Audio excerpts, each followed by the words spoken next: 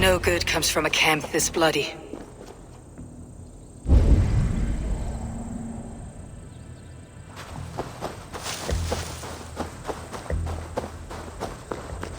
They were attacked by a beast. Something strong enough to kill a horse.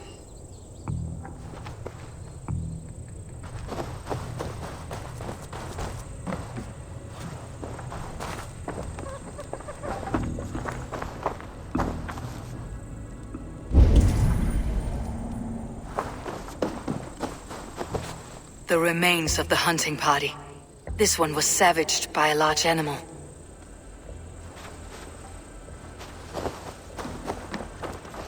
They were caught off guard as they supped.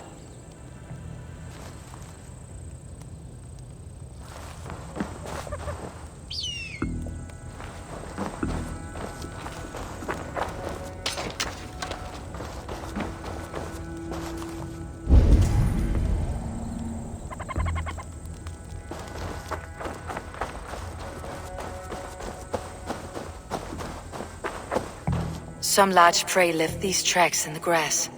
The hunters were prey to a large beast or two. I can only hope that Beastin still lives.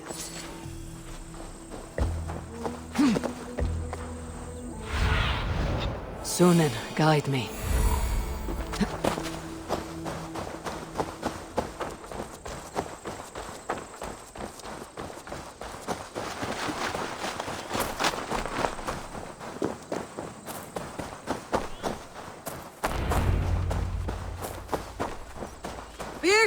Ready your weapon, or accept your fate as a feast for bears. No, don't charge you. This is one Saxon you won't kill today.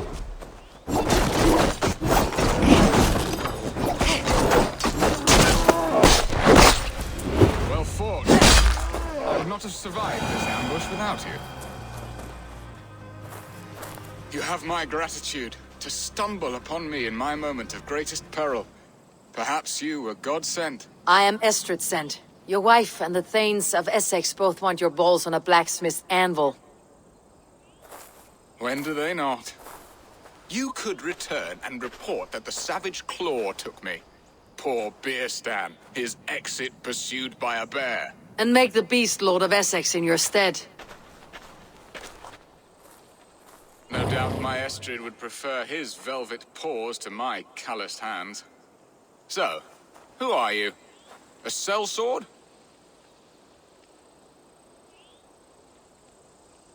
I am Norse, and no coin groveler. Intriguing. We Saxons hear only that Danes and Norse are ferocious barbarians, all teeth and claws, with little subtlety or wit. But ho! Are you the Norse I sent word to? I am Eivor of the Raven clan. You hinted at an alliance for the loan of my unique talents. Blood, yes. Let us return to Colchester at once, and we'll speak more of the delicate matter on my mind. I'm glad you answered my summons. I did not expect such a skilled fighter. It's good I came when I did.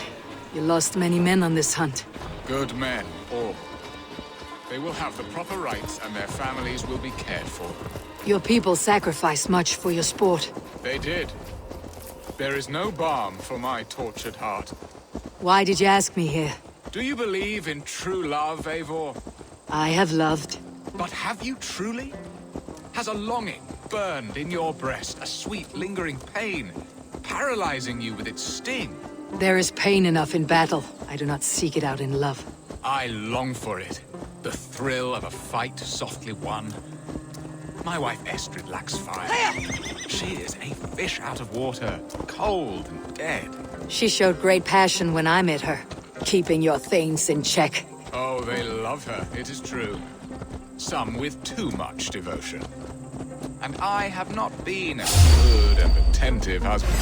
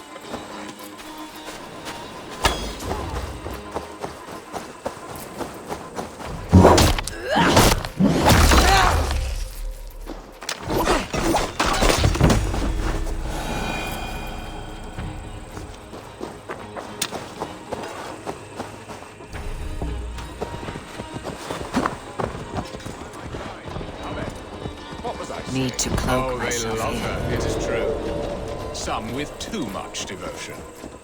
And I have not been a good and attentive husband. I have always been a plucked goose in matters of love. And a piss-poor ruler to boot. Strong must be the hand that steers the ship, Beeston. My hand would rather tug the catgut of a well-crafted bow. My eyes narrowing at the sight of prey. Aye, a crown sits heavy on the head. Then let us run wild and free in the woods as the wolves do. Live on our wits, prowl and stalk and feast. You have a romantic way about you, Beeston. Do not fret. My guards will not worry you when we are together. You must mark me if you think I'm capable of worry. Have you built your city in the ruins of another? No, these builders are lost to the annals of time. Far advanced of the Saxon hovels of wattle and daub. I have ambition to build a great palace myself, with mosaics and balmy courtyards. What stops you? That which stops all but the most creative minds. Coin, imagination, talent. And your people? Is Essex happy? That is a question I never really pondered. I suppose they are. I hope they are. Alfred believes I rule like a chickless hen, flapping and squawking over nothing but the farmer's dinner. He interferes. No, he disapproves. Is that not infinitely worse? But look, we're ready to help me fend off the spears of their displeasure. Let them speak their woes. I'll advise you if I can.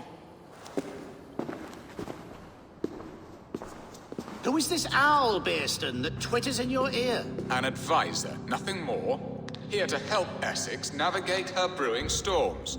Now, my dear brethren, Adrid, perhaps you will start us off. What troubles you? You're a disgrace, Beerstan. Couldn't get a sow pissed in an alehouse. Alfred's men are crawling all over Essex. King Alfred, yes. Though it is within his right, the constant presence of his men is certainly an issue.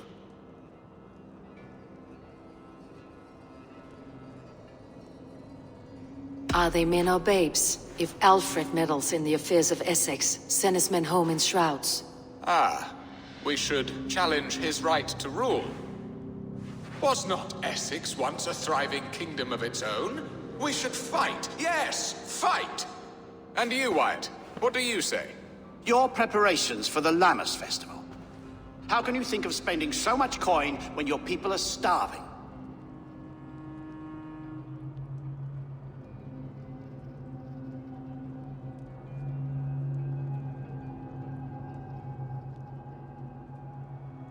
Starving, yes, that is not good. I'll see to it. And Aldrich, do you yap like a she-hound as Adrid does? You know my thoughts, Beerston. They're feared. How can we give men to Alfred for his wars when our harvest suffers day by day?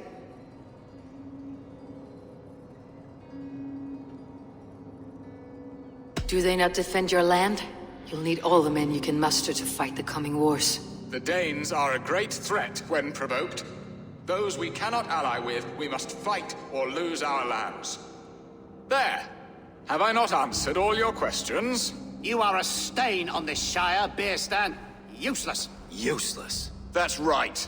Yet still you haunt my hall. Be gone! I haven't time for your squabbling.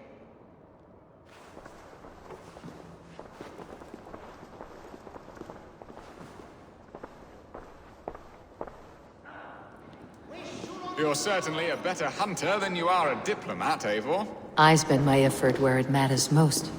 All this talk of hunting makes me long for the woods. Your wife awaits, Beerston. Are you not worried some other man will drench your sheets with his sweat? Ha! She does as she must. As do I. But you will discover this soon enough.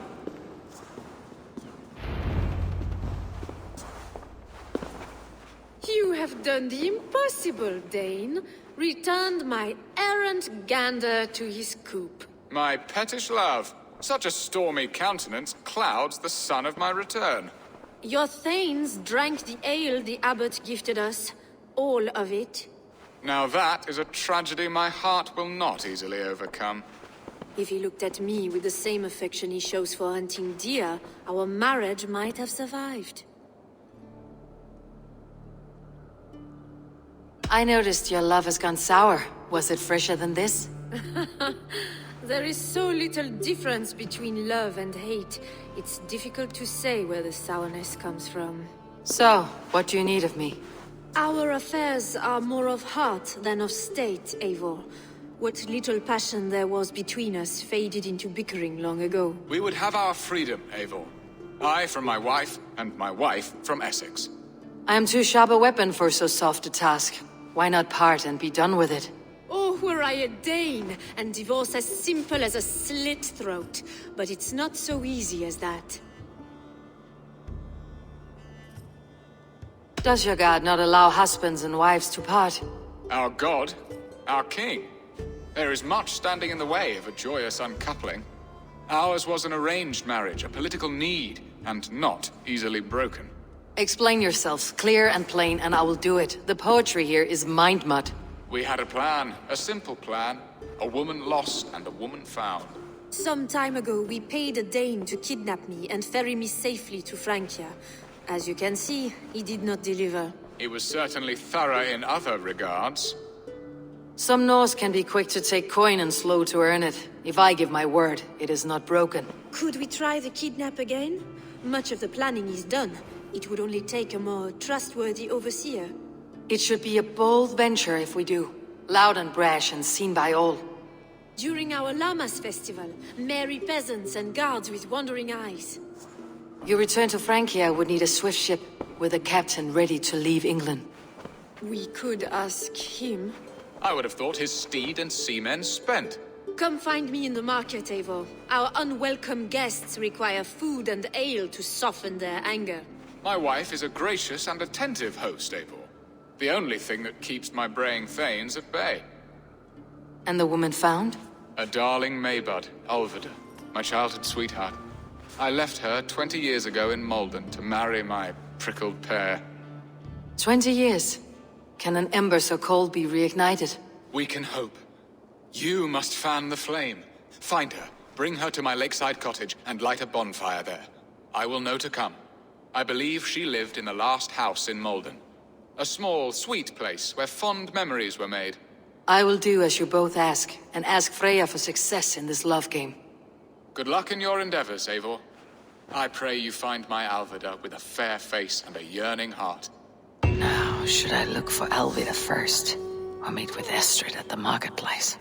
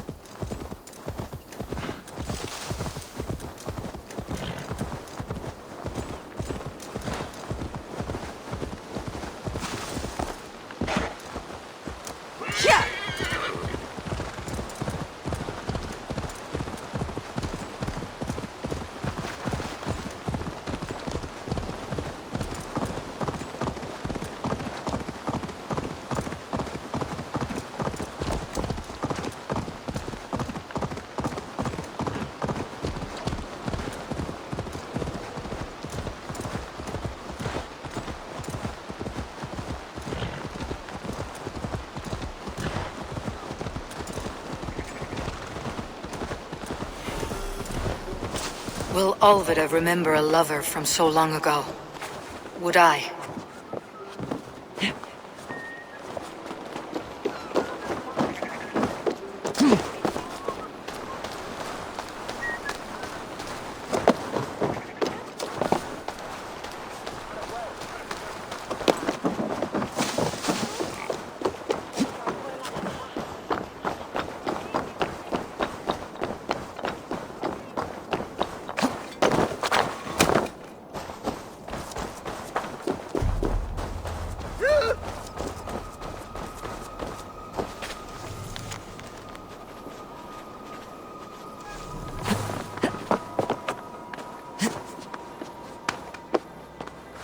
Hmm.